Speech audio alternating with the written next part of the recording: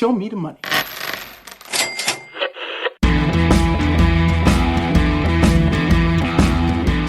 Sim, tá começando mais um Stock Pickers, o maior e melhor podcast sobre mercado de ações do Brasil. Eu sou o Thiago Salomão e hoje a gente vai abrir uma exceção. A gente sempre fala com investidores com foco em ações, em longo prazo, mas hoje estamos aqui com a exceção do mercado brasileiro e eu posso chamar, sem nenhuma cerimônia, de um dos maiores traders da história do Brasil. Trata-se de André Jakurski, ele que já tem história no Pactual, é um dos fundadores da JGP, uma das maiores casas, uma das maiores assets do Brasil.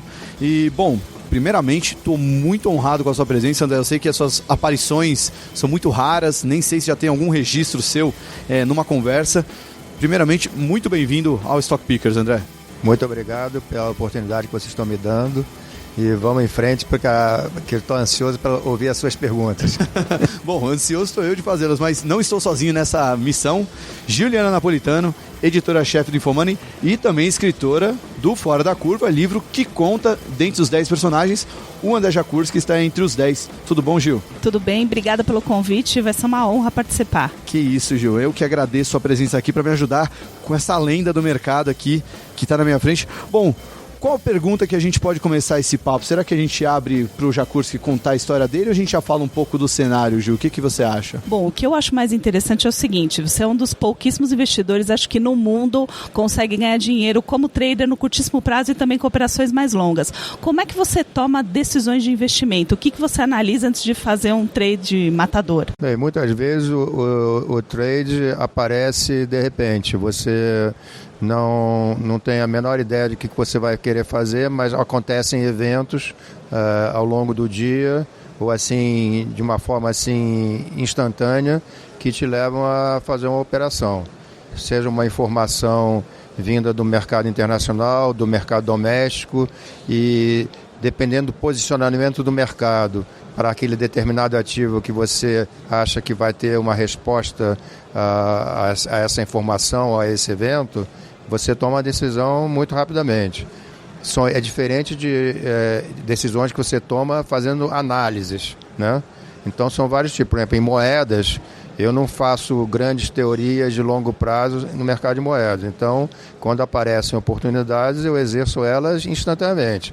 E eu posso até depois melhorar a operação através de vender um pouco depois que subiu, para tentar recomprar mais barato uma parte da posição e ir trabalhando aquela operação até eu mudar de ideia e zerar ou até às vezes inverter. Muitas vezes eu reconheço que eu fiz um erro e mudo de ponta de comprado e passo para vendido.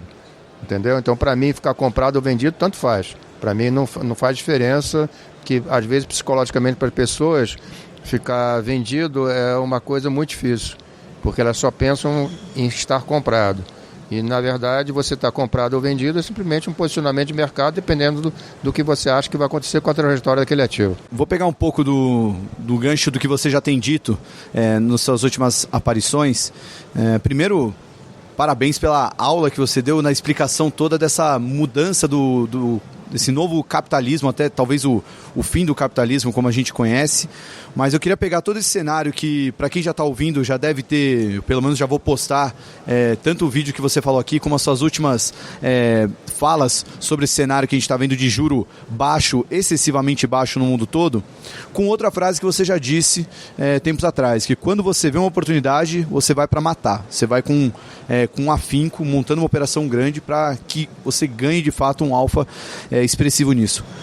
Está mais difícil encontrar essas oportunidades nesses dias de hoje, diante desse cenário que você desenhou de juro muito baixo, dos ruídos causando mais impacto no preço dos ativos? Como é que isso mudou nessa sua atitude de buscar oportunidades e ir com força nelas? Eu acho que o que mudou talvez seja a universalização da informação. Então, eu acho que hoje tem mais gente exposta às variáveis que levam a um bom investimento. Então, muitas dessas arbitragens foram eliminadas, mas isso não impede de, periodicamente, aparecer uma oportunidade onde a relação risco-retorno é extremamente favorável. Então, onde é que você consegue fazer uma posição muito grande e muito expressiva e aparentemente de alto risco? Na verdade, é quando você acha que possibilidade de você perder, probabilisticamente, é bem menor do que de você ganhar.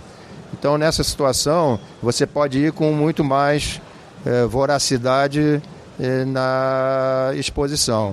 Porque a maior parte do tempo, você está fazendo operações que, se derem errado, não vão fazer uma grande moça no seu patrimônio.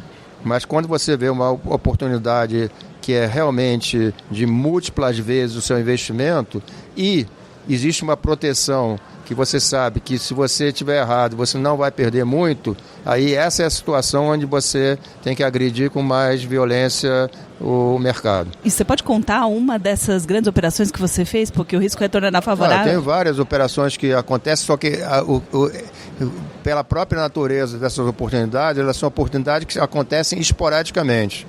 Não são oportunidades que acontecem todo dia. E você tem que ter a capacidade de diferenciar o que é uma oportunidade corriqueira de uma oportunidade excepcional. Então, eu tive várias oportunidades dessa ao longo da minha carreira e muitas delas também apareceram e eu não exerci-as, entendeu? Então, fica parecendo que todas as oportunidades que apareceram eu fui lá e comprei e ganhei dinheiro. Não é verdade. Muitas vezes passa um elefante voando na tua frente e você não vê, entendeu? Então, se você pegar algumas, já é muito bom. Então, você não pode ficar se punindo porque você não viu muitas coisas. Eu provavelmente não vi muito mais coisas do que eu vi. Mas acho que eu vi e eu achava que a oportunidade era boa, eu fui lá e exerci. Entendeu? Então, para te exemplificar, a primeira grande oportunidade que eu vi na minha vida foi em 1983, com as ações de uma empresa cimenteira chamada Concretex.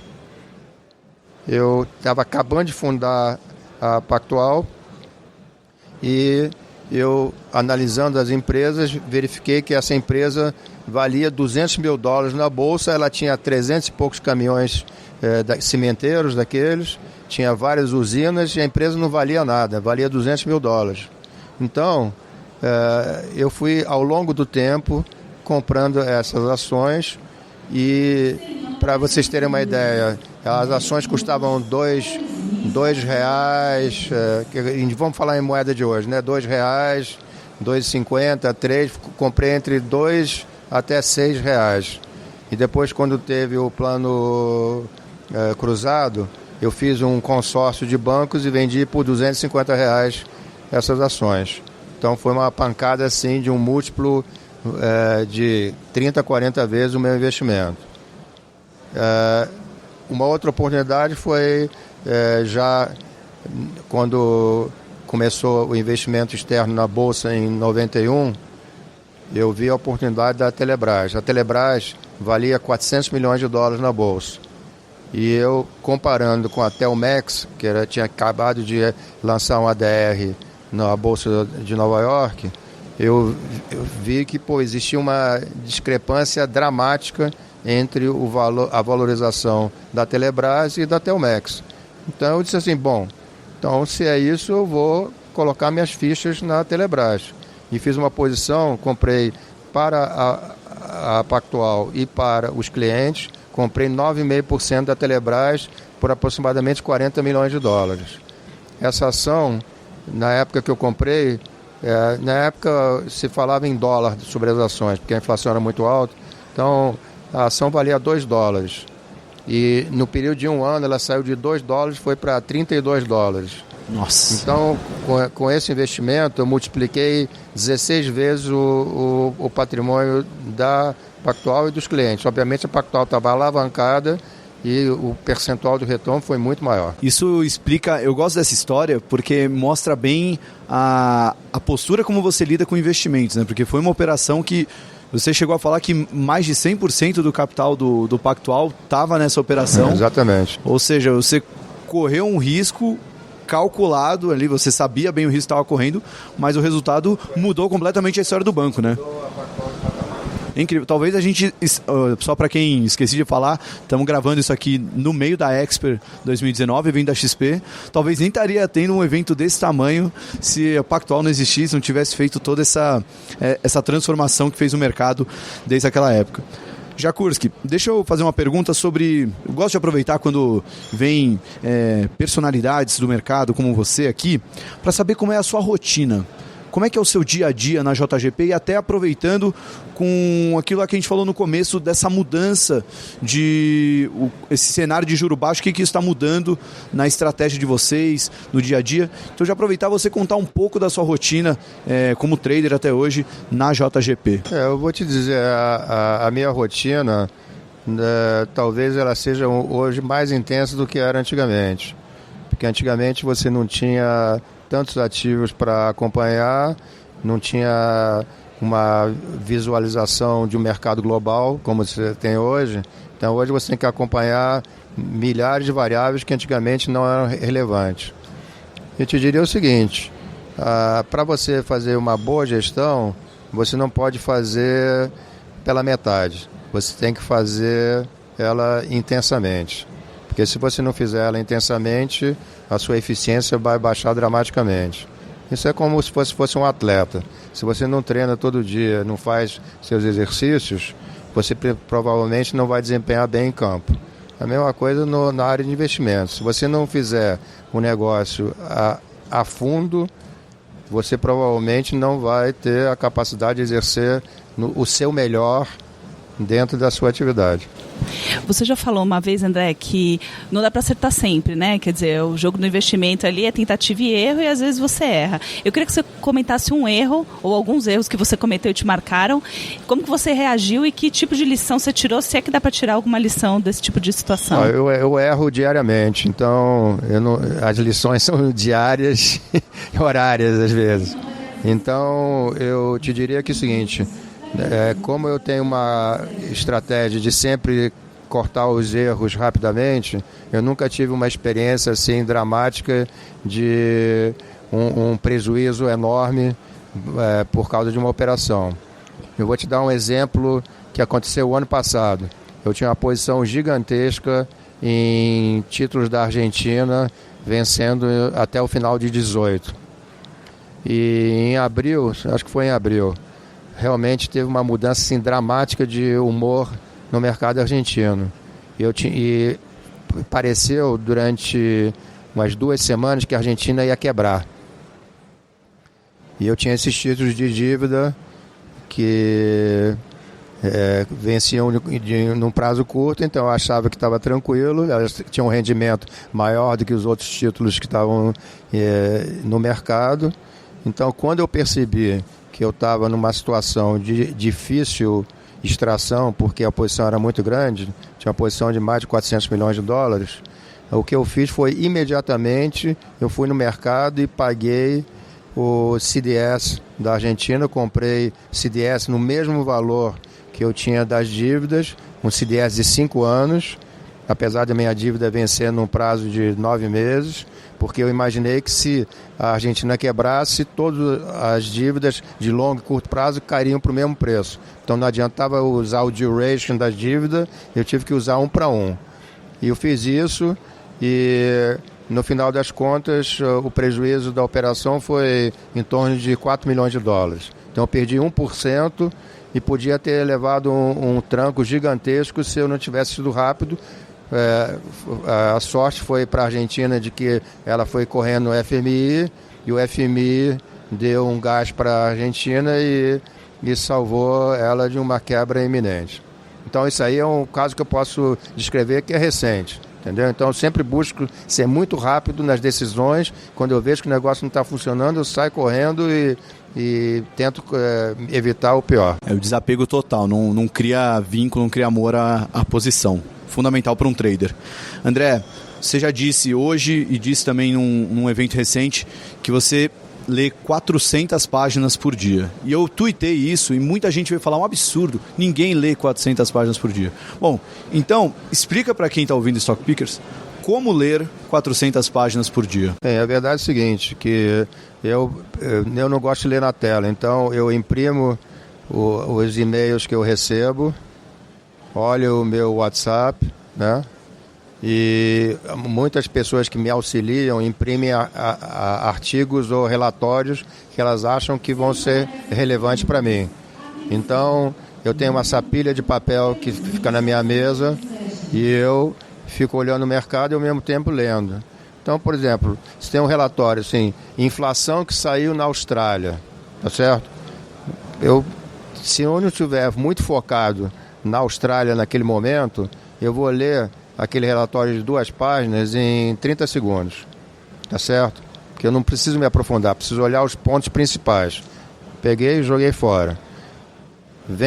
Pego o próximo. Se for uma coisa muito relevante, assim, mais cerebral, eu deixo de lado e não leio na hora.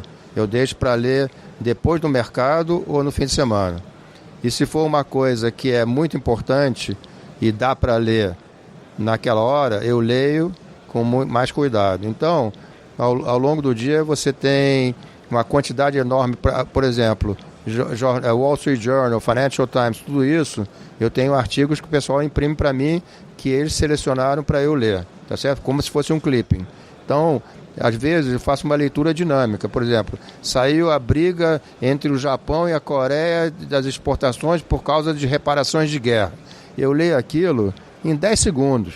Eu já entendi o que é, mais ou menos. Não adianta eu me aprofundar, porque normalmente tem narrativas subsequentes do assunto. Não leio, jogo fora. Entendeu? Então, você tem que ser seletivo. Para você ler uma quantidade vasta de material, você tem que ser seletivo. Você tem que ter a capacidade de separar o que é relevante do que não é relevante e fazer uma leitura dinâmica. E então, aproveitando, voltando para a pergunta da rotina, que horas que você acorda mais ou menos e começa as suas leituras e que horas que você termina, mais ou menos para ter uma ideia de como isso encaixa dentro da sua rotina? A minha diária? rotina é muito simples. Eu acordo todo dia às 6h30. Primeira coisa que eu faço é ligar os vídeos e ver como é que está o mercado e ler as principais notícias que saíram para saber se tem alguma coisa que vai afetar as minhas posições. Eu trabalho sempre com alguns stops, tá certo? E então eu tenho que saber se existe alguma coisa para fazer instantaneamente, imediatamente, se é alguma coisa relevante. E depois eu leio os jornais, depois eu vou para o escritório. Então eu já chego no escritório com os jornais normalmente lidos, brasileiros, e com as notícias internacionais lidas no vídeo, na Bloomberg. E no escritório aí começa a minha rotina. Eu tenho uma reunião matinal com o meu pessoal para olhar todos os mercados. A gente olha gráficos, a gente olha informação, tem os relatos que são feitos pelos meus assessores e depois eu começo a focar no mercado em si e na leitura. Então a minha vida é ler, pensar e olhar a tela. E você disse aqui na sua palestra na Expert que um dos objetivos quando você vai atrás de todo esse tipo de informação é tentar adivinhar o que os outros estão pensando, né? Não é formar a sua opinião, é saber o que os outros estão pensando para investir. Não, eu uso para tomar a decisão de investimento posicionamento dos outros, saber se eles estão muito posicionados. Isso é uma coisa ruim, se está todo mundo já comprado, é ruim porque aí não vai ter mais ninguém para comprar, para fazer aquele ativo subir. Sentimento, se existe muito otimismo não é bom, se existe pessimismo é bom para você entrar naquele ativo. Então eu uso análise gráfica, uso análise fundamental, em suma, eu uso tudo que tem disponível que possa me ajudar a fazer uma operação rentável. E falando do Brasil, pegando esse gancho, a gente tem um excesso de otimismo? Quer dizer, o Brasil está no momento que os investidores estão muito comprados, isso é difícil? Você tem uma dose bastante grande de otimismo e portanto, eu diria que a reforma da Previdência está razoavelmente precificada. É até um ponto que vocês falaram hoje, né? Você disse que no seu preço justo, Ibovespa estaria em 115 mil pontos, e o Márcio Appel, da Adam, falou algo bem interessante, que ele disse, deve ter umas 9 mil pessoas aqui na Expert, e se você perguntar para quem está do seu lado, está todo mundo comprado. Nessas horas, eu não gosto de ser comprador, porque você se sente mais como fazendo parte de uma euforia do que comprando Exatamente. um ativo. Você, com uma cabeça mais de trader, também vê dessa maneira? A bolsa já está chegando no seu risco-retorno não muito atraente? Eu não consigo fazer previsões porque os mercados são seres vivos. Então, muitas vezes você perde grandes oportunidades de ganho porque você acha que algum ativo está no preço justo e ele extrapola. Entendeu? Então, não existe um preço justo. Cada um tem o seu preço justo para aquele ativo. Certo. Então, O que eu tentei mostrar, quando a gente fala que nós achamos que o preço justo seria 115 mil, não significa que ele vá a 115 mil, ou até pode extrapolar 115 mil. Sim. Mas isso é feito na base de contas que a gente faz baseados no crescimento potencial das empresas, no custo de capital e no retorno de capital que essas empresas estão apresentando. Existem coisas idiosincráticas, por exemplo, se amanhã você tiver um crescimento muito grande da produção de petróleo da Petrobras, a Petrobras pode subir muito mais do que a gente imagina. Da mesma forma, se a Vale conseguir resolver seus problemas e o minério continuar a $100 e poucos por tonelada, a Vale pode subir muito, entendeu? Então, mas isso depende de fatores que ainda não aconteceram. Então você pode especular sobre a probabilidade de eles acontecerem, mas você não tem certeza, entendeu? Bom, vamos chegar para as perguntas finais agora. Separei algumas perguntas, você pode responder com uma palavra, uma simples frase, bem um ping-pong mesmo, André. Bom, primeiro, um investimento para ter hoje. Eu sei que você tem uma cabeça e uma atitude muito mais de trader, mas um investimento que dificilmente sairá da carteira de vocês, a JGP, hoje. Vamos dizer que é 12:30 de sábado, né? Eu vou te dizer uma ação que nós estamos apostando muito, que é a Oi. Oi? Por quê? É uma ação que é muito desprezada no mercado e nós achamos que tem uma capacidade enorme dela valorizar expressivamente. Eu não sei se você acompanha o Twitter, mas com essa frase o Twitter vai à loucura, porque tem muitos amantes de Oi lá no Twitter. O que você faz quando você não está operando? Eu gosto de fazer montanhismo, caminhadas. Acabei de voltar da Noruega, fiz umas caminhadas boas lá. No final do mês de agosto eu vou subir umas montanhas na Suíça.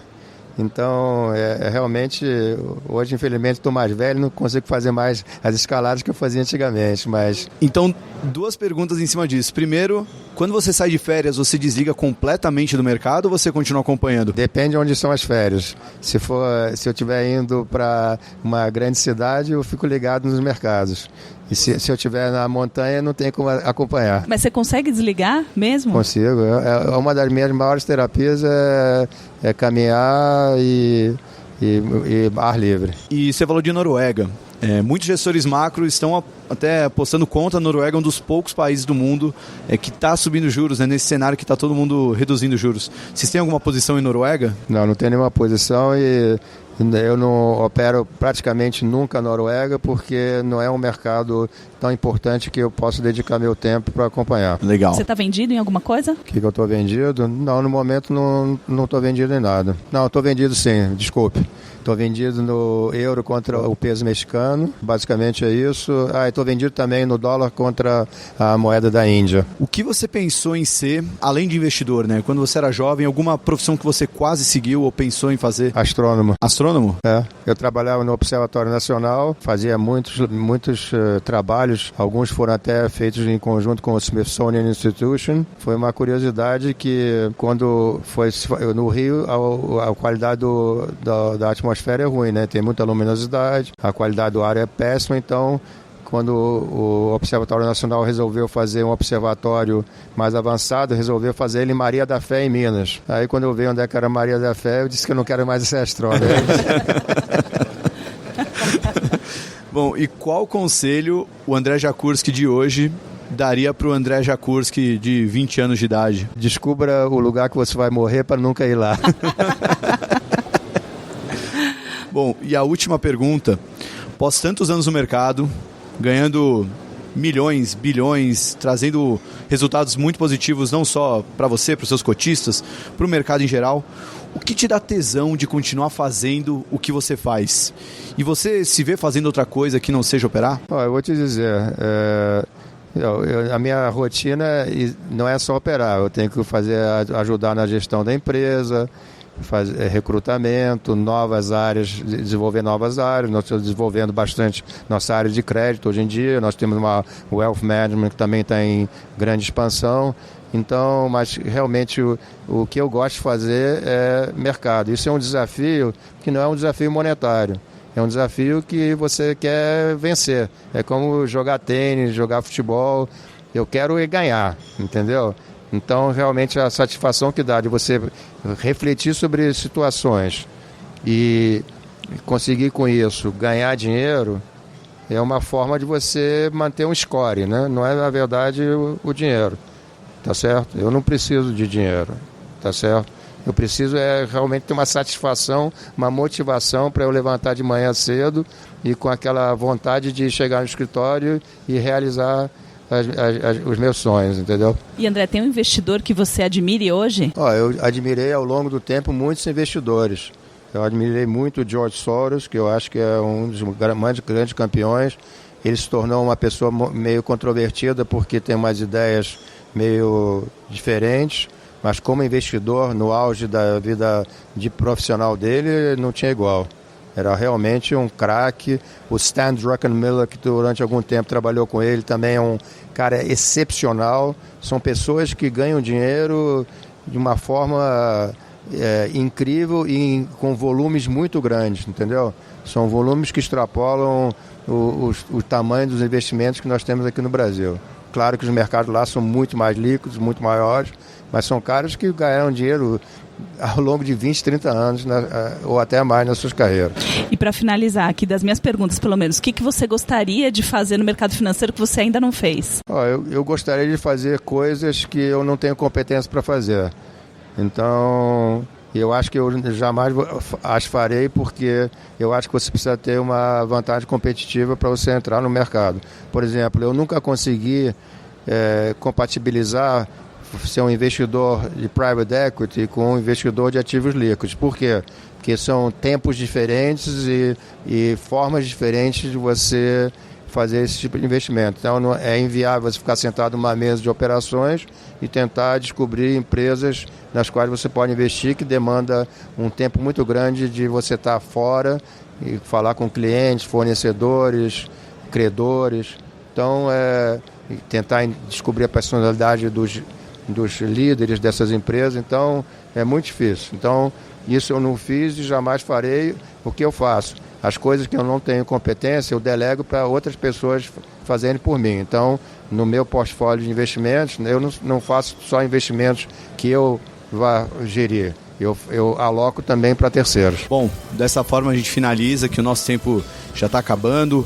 O Jacurs quer acompanhar o Stuhlberger, eu tenho que fazer uma pop-up com o Florian Bartunek. Então, André, muito obrigado pela sua presença aqui, valeu por falar conosco, sempre um prazer. Quando quiser, por favor, volte. Eu agradeço muito a oportunidade e desejo sucesso a vocês e aos seus investidores. Muito obrigado, Gil. Obrigadão, viu, pela presença. Muito bom. Obrigada, gente, foi excelente. Pessoal, espero que vocês tenham gostado e semana que vem a gente tem mais Stock Pickers aqui na Infomoney. Um abraço, tchau!